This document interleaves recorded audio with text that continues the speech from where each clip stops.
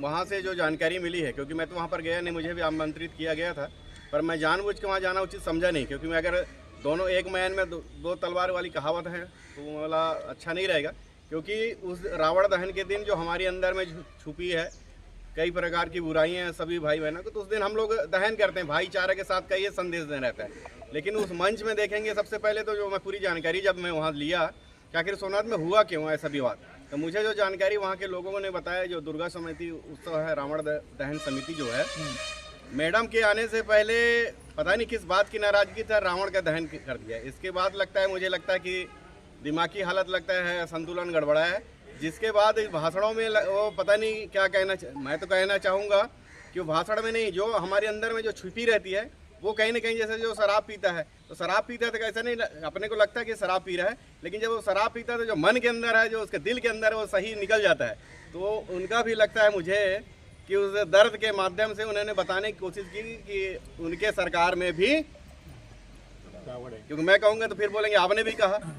तो मैं ये कहना चाहूँगा आपके माध्यम से कि आज वर्तमान स्थिति में जिस तरह से सरकार में जो चल रहा है वो प्रत्यक्ष रूप से, क्योंकि केंद्रीय मंत्री है, मैंने पहली बार की विधायक नहीं है, केंद्रीय मंत्री रह चुके हैं, विधायक रही हैं, मंत्री रही हैं, 1000 करोड़ का देखेंगे किस तरह से जांच भी शुरू होना है।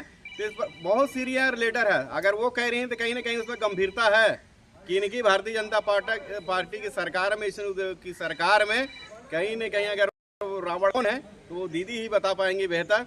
और मैं एक बात कहना चाहूँगा, जिस तरह से समाज के लिए अगर वो कहीं है तो समाज के लिए मैं जितनी भी मैं निंदा करूँगा वो कम है, क्योंकि समाज ही आदिवासी समाज की बेटी है, आदिवासी समाज ने कहाँ से कहाँ पहुँचा है, तो इसलिए समाज को अगर रावण कहना तो कहीं ना कहीं उसकी मैं निंदा करता हूँ। और सबसे पहले ऐसे जनप्रतिनिधि जो सीनियर जनप्रतिनिधि हों उनको कुछ सीखना चाहिए।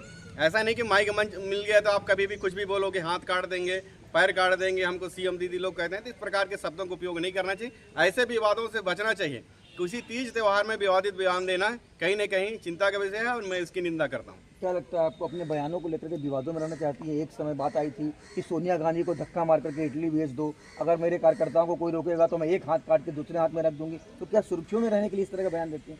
देखिए वो समय बीत गया, सुर्खियों वाला समय बीत गया। अब की जनता शिक्षित है, पढ़े लिखे लोग हैं, वो समय चला गया कि सूरजपुर में लोग दादागिरी कर लिए। भरतपुर विधानसभा में एक से यहाँ पर दादा हैं। दादा का मतलब ये नहीं कि उनके टाइप के शब्दों का दादा।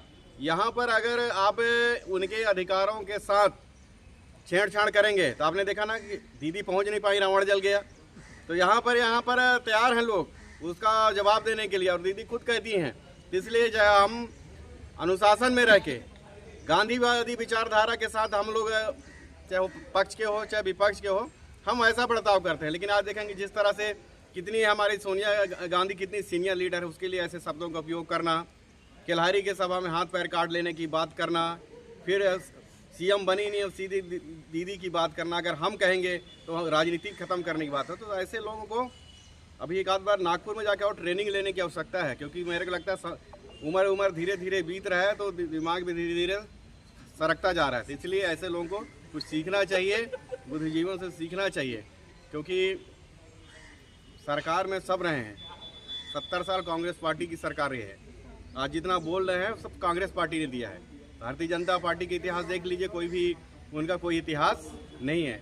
इसलिए आपके माध्यम से मैं कहना चाहूँगी बहन जी से, दीदी जी से, कि अभी भी कुछ मर्यादा सीखें, अनुशासन में रह के बात करें। फिर से